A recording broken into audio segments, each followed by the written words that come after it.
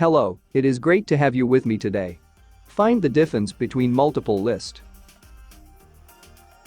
In this example,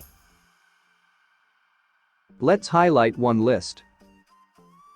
Hold down the Control key and highlight the second list.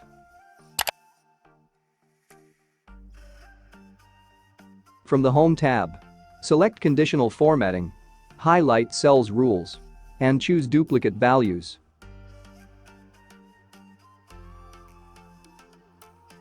Here, we can see duplicates, or we can select Unique. This is a very useful feature. For example, when working on a budget. Please give us thumbs up if you found this video useful.